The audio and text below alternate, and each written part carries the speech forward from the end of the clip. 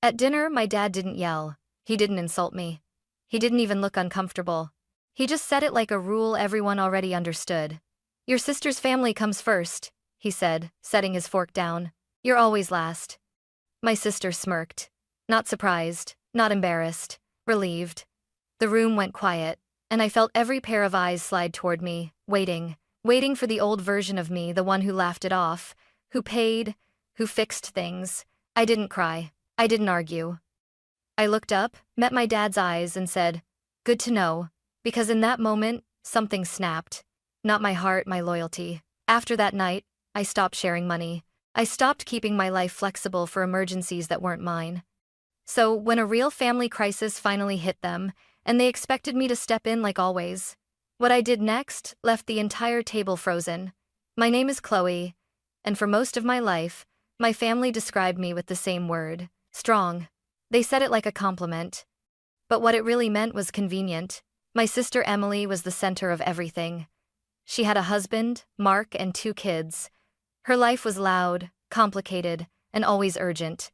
There was always something happening: school fees, car trouble, work stress, another plan that had gone wrong. And then there was me. I had a stable job. I paid my bills on time. I didn't ask for help. So everyone decided I didn't need anything. When Emily struggled, the family leaned in.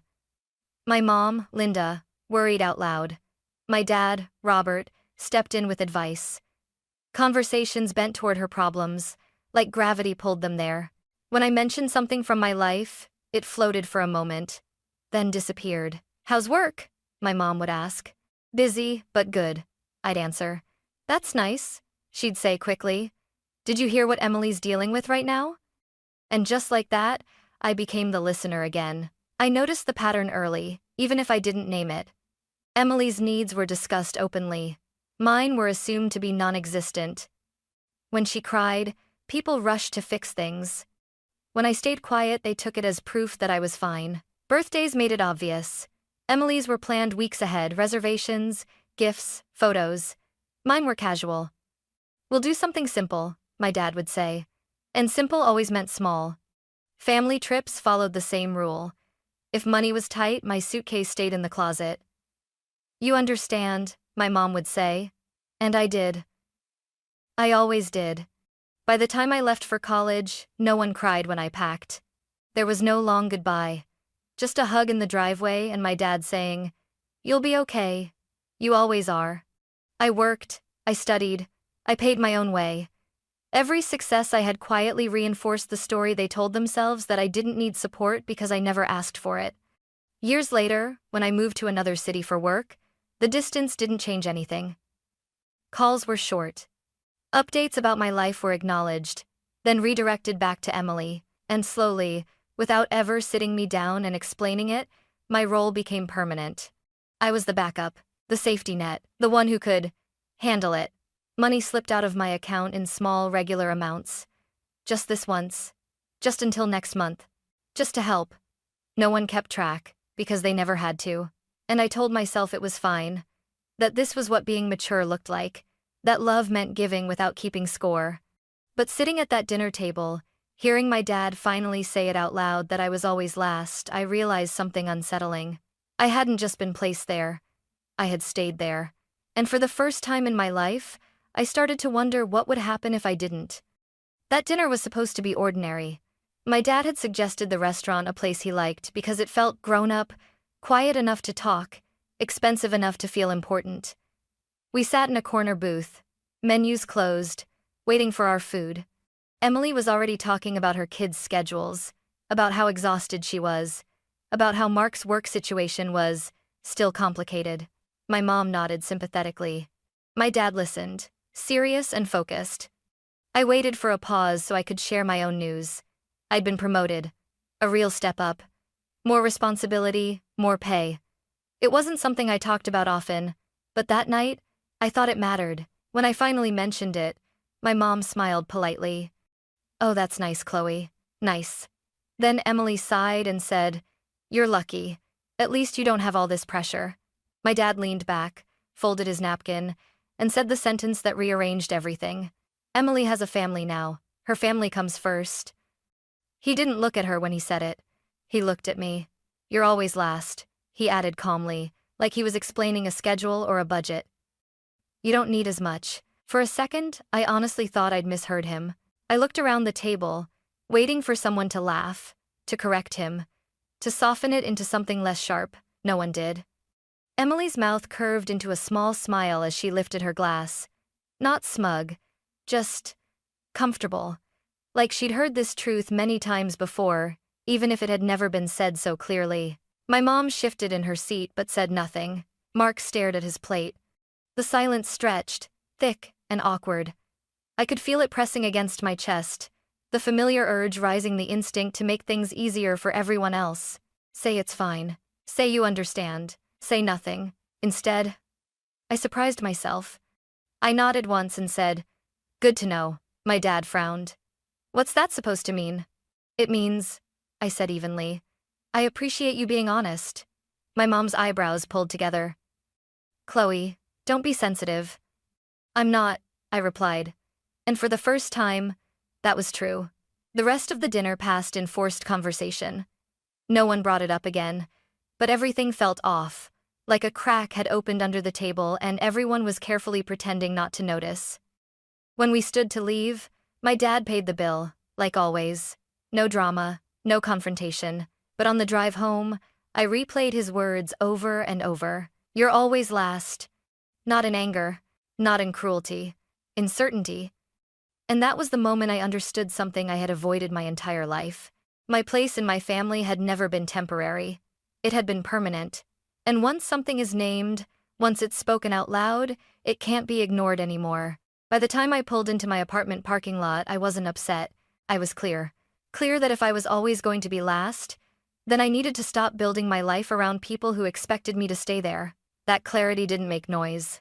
But it changed everything. I didn't wake up the next morning with a plan. There was no dramatic decision, no list taped to my fridge that said cut them off or set boundaries. What I felt instead was quieter and heavier, a sense that if I kept living the same way, nothing would ever change, not for them, not for me. So I started by doing the opposite of what I'd always done. I stopped reacting. When my mom texted a few days later, "Emily's a little overwhelmed this week. Could you check in on her?" I read the message, set my phone down, and finished my coffee, not because I didn't care, but because I noticed how automatic my old response had been. "Of course, I'll handle it. I'll make it easier." An hour passed. Then 2. The world didn't collapse. That realization unsettled me more than my dad's words at dinner. I'd spent years believing that if I didn't step in immediately, something terrible would happen. But nothing did. No emergency. No fallout, just silence. Over the next few weeks, I made small, practical changes, quiet ones. The kind no one notices until they matter. I opened new bank accounts in my name only. I moved my savings. I canceled shared access I'd never questioned before. It felt strange, almost sneaky, even though it was my money. I kept expecting guilt to hit me like a wave. Instead, what I felt was relief. Not excitement relief. Like I'd been holding my breath for years without realizing it. The requests didn't stop right away. They just shifted. Emily texted late one night. "Hey, our payment bounced. Can you spot us until Friday?" She added a laughing emoji, like it wasn't a big deal. I stared at the message for a long time. In the past, I would have already been opening my banking app. This time, I typed 3 words and sent them before I could overthink it. "I can't right now." No explanation. No apology. Her reply came quickly. "Oh, okay. Nothing else." My mom called the next day. "You've been kind of quiet lately," she said carefully. "Is everything okay?" Yes," I replied, and it was. There was a pause on the line, the kind that meant she was waiting for more, for reassurance, for a reason, for me to smooth over whatever discomfort my silence had created. When nothing came, she filled the space herself. "You know Emily's under a lot of pressure," she added gently. "I know," I said, and that was it. I didn't offer solutions. I didn't volunteer money. I didn't promise to figure anything out. Ending the call felt wrong, like I was breaking an unspoken rule. But it also felt honest. For once, I wasn't performing my role. I was just existing. Over time, I began to see how much of my life had been shaped around being available. I kept my schedule flexible, just in case. I avoided long-term plans. I hesitated before saying yes to opportunities that might take me farther away physically or emotionally. Even at work, I'd fallen into the same pattern. I took on extra responsibilities quietly, fixed problems behind the scenes, made sure everything ran smoothly without asking for credit. Being reliable had become my entire identity, and I was tired. One evening, sitting alone in my apartment, I opened my laptop and reviewed my finances not to calculate what I could give, but to see what I had. For the first time, I let myself imagine a future that didn't include rescuing anyone. Travel, security, rest. The idea felt almost selfish, and then I realized how deeply that belief had been taught to me. That caring meant sacrificing, that love required inconvenience, that being last was proof of maturity. But what if it wasn't? What if being last wasn't a virtue, but a habit everyone had gotten comfortable with? I didn't confront anyone. I didn't explain myself. I didn't make announcements. I just stopped leaving space in my life for emergencies that weren't mine. And slowly, I could feel the balance shifting. Not outwardly, nothing dramatic had happened yet, but internally, something had changed. I was no longer standing in the same place, waiting to be called. I was stepping back, watching, paying attention. And I had no idea how soon my family would notice or how quickly they would test whether I meant it this time. The call came on a Tuesday afternoon, right as I was closing my laptop after a long meeting. I almost didn't answer. Not because I was angry, but because I recognized the number and the feeling that came with it. That familiar tightening in my chest, the reflex to brace myself before the first word was spoken. "Chloe," my mom said the moment I picked up. Her voice was tight, rushed, controlled in the way people sound when things are already falling apart. "We need to talk." I leaned back in my chair. "About what?" There was a pause. "Too long. Can you come by this weekend?" she asked. "It's important." She didn't explain. She never did when the explanation was expensive. "I'll think about it," I said. That wasn't the answer she expected. In the past, I would have already been checking flight times, rearranging my schedule, asking what I could do. This time, I let the silence sit between us. "Okay," she said finally. "Just please." When I arrived at my parents' house 2 days later, it felt different before I even stepped inside. The driveway was crowded. Emily's car was there. Mark's too. The front door opened slowly, like the house itself was hesitating. Inside, the living room looked heavier than I remembered. Stacks of envelopes covered the coffee table. Bills, notices. Papers with official-looking logos and red stamps that made my stomach tighten. No one was sitting comfortably. My dad stood near the window, arms crossed. My mom hovered near the couch. Emily sat stiffly, staring at the floor. Mark avoided my eyes completely. No one asked how I was. My mom started talking right away, words spilling out faster than they could be organized. There were some delays, a few decisions that didn't work out the way we expected. "It's temporary." Emily jumped in. "It's not as bad as it looks. We just need time." My dad cleared his throat. Things got tight. They talked around the problem, circling it carefully, like saying it directly might make it real. I listened quietly, hands folded in my lap, noticing how familiar this felt. The tension, the build-up, the moment right before they all turned toward me.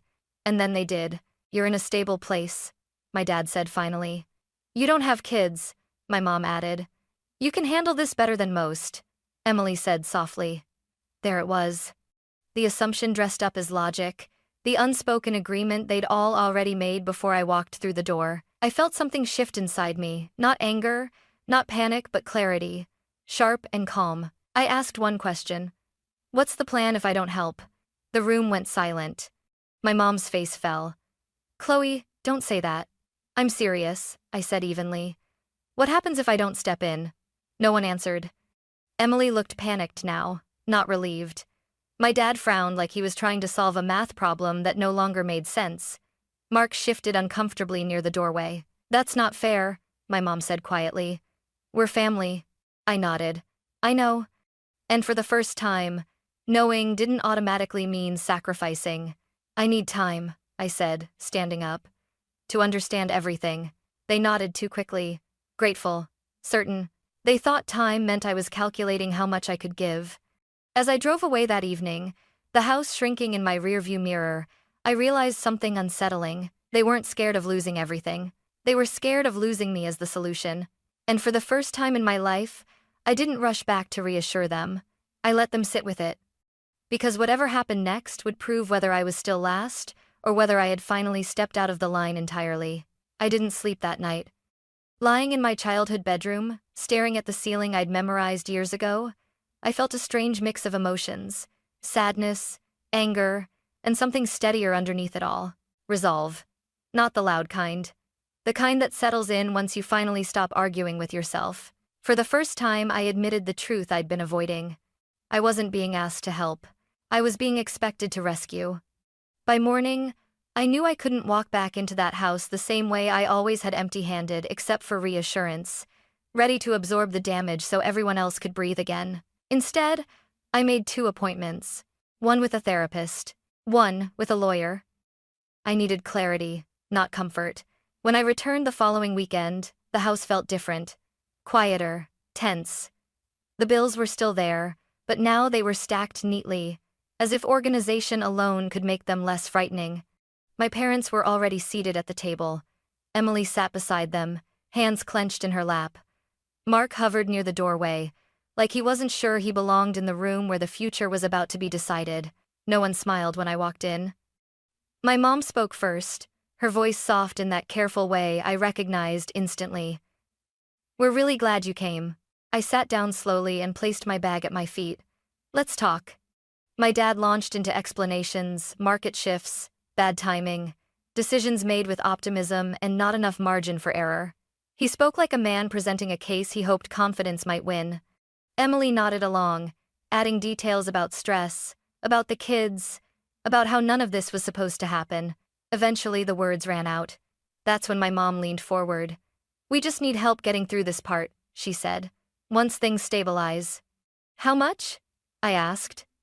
The question landed hard. My dad hesitated. My mom blinked.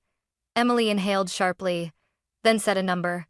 She said it carefully, as if the way she spoke it might make it sound smaller. I nodded slowly. "And after that, what's the plan?" My dad frowned. "What do you mean?" I said evenly. "What changes so this doesn't happen again?" The air shifted. "Chloe," my mom said, her voice tightening, "this isn't the time to interrogate us." I nodded. "Then, it's not the time for me to write a check." Emily sat up straighter. "We're family.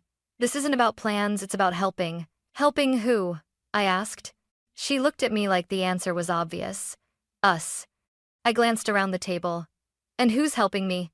No one spoke. My dad leaned forward, elbows on his knees. "You're in a different position," he said. "You're single. You're stable. You can afford to step in." There it was. The logic I'd heard my entire life.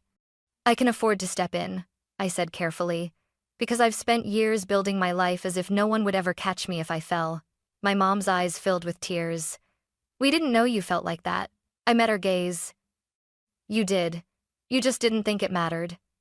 The silence that followed wasn't confusion. It was discomfort. I reached into my bag and pulled out a folder, sliding it onto the table between us. The movement was deliberate. Every eye followed it.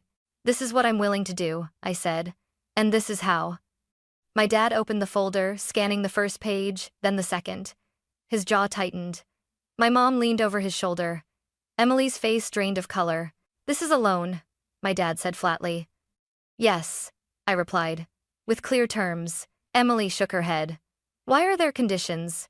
"Because this isn't an emergency donation," I said. "It's structured help." My mom's voice trembled. "You don't trust us." "I trust patterns," I said quietly. "And this pattern has been in place my entire life." I explained the terms slowly. Assets sold before any money changed hands. Spending documented. No new financial commitments without proof of sustainability. Mandatory family therapy. A written agreement protecting my credit, my name, and my future. My dad pushed the folder away. "This is cold," he said. "This is how banks treat people." I nodded once. "Then treat me like a bank. Because when you needed emotional support, I was family. When you needed money, I was infrastructure. Emily's eyes filled with tears. So you're punishing us now? I shook my head. I'm stopping the punishment of me. If you don't help, she whispered, we lose everything.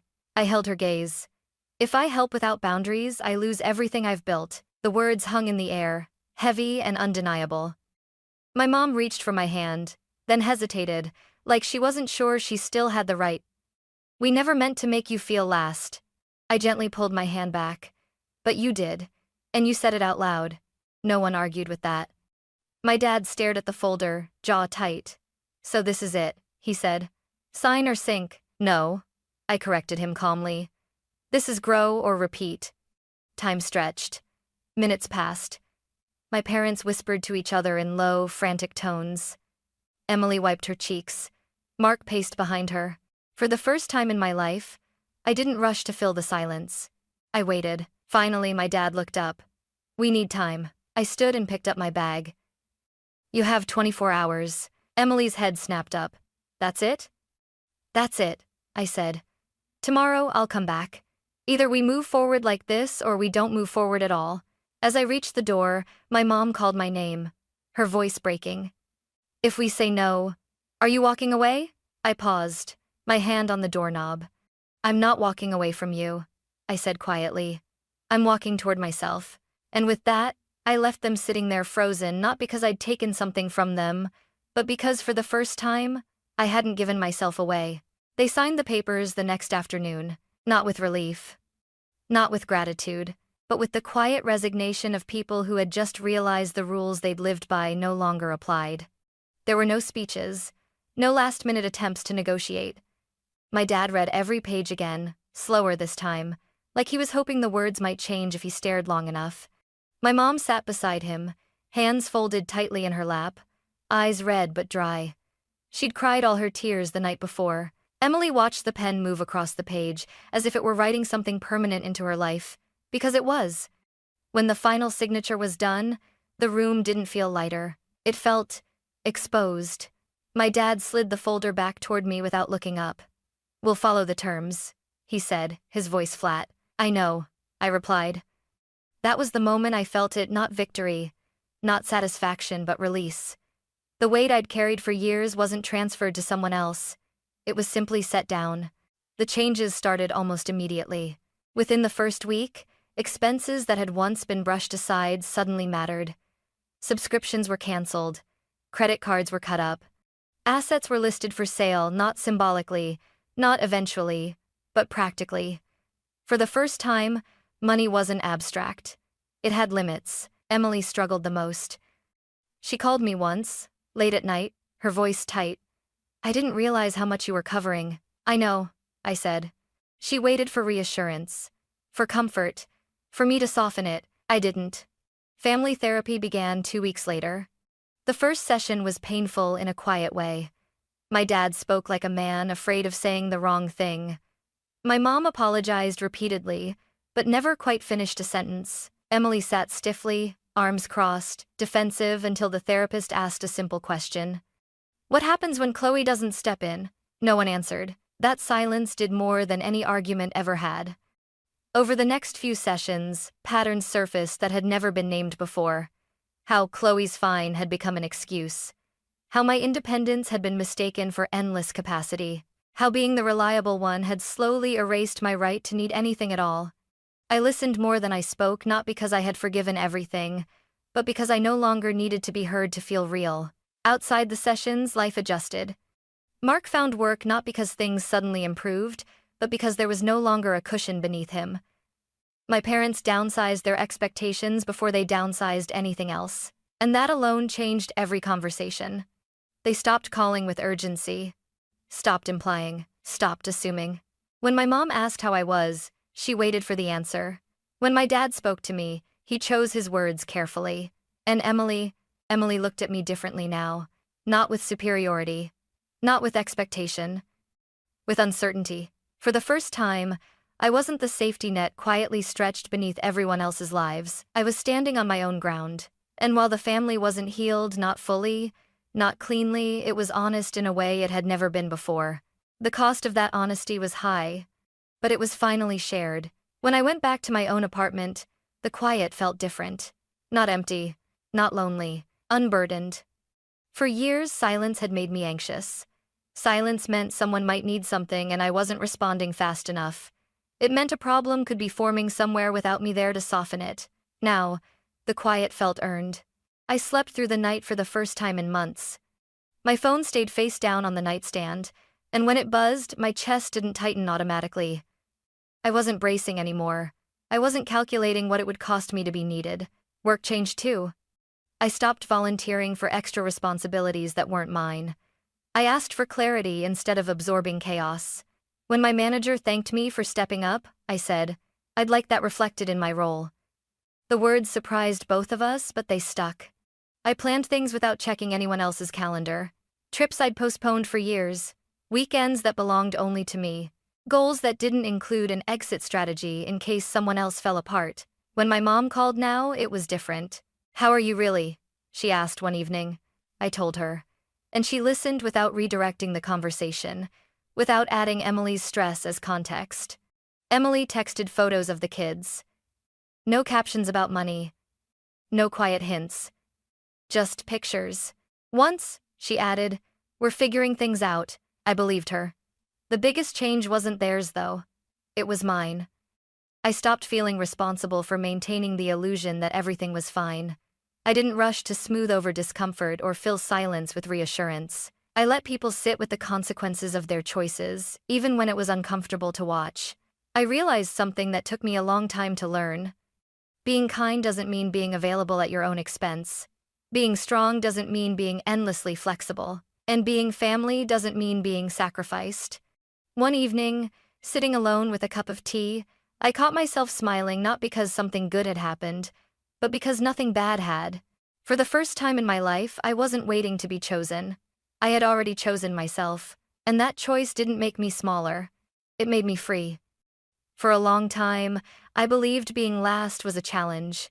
If I tried harder, if I gave more, if I stayed quieter, I thought eventually someone would notice. I was wrong. Being last was never a position to fight for. It was a signal one I ignored for years that I was standing in a place that was slowly erasing me. What changed my life wasn't anger. It wasn't revenge. It was clarity. The moment my dad said it out loud, "You're always last," he didn't insult me. He freed me. Because once the truth was spoken, I no longer had to pretend I misunderstood it. Setting boundaries didn't destroy my family. It revealed it. It showed me who was uncomfortable when the rules changed, who respected structure, who only felt close to me when I was useful. And it showed me something else too, something quieter, but stronger. I could love people without disappearing for them. I could help without being consumed. I could walk away from a role without walking away from myself. If you're listening to this and something feels familiar, if you've always been the one who handles it, the one who pays, fixes, absorbs, forgives, I want you to know this. You don't need permission to protect your future. You don't need to be chosen to have value. And you don't owe your life to people who only see you when they need you. Sometimes the most powerful thing you can say isn't loud. It's calm. It's final. It sounds like this. "Good to know.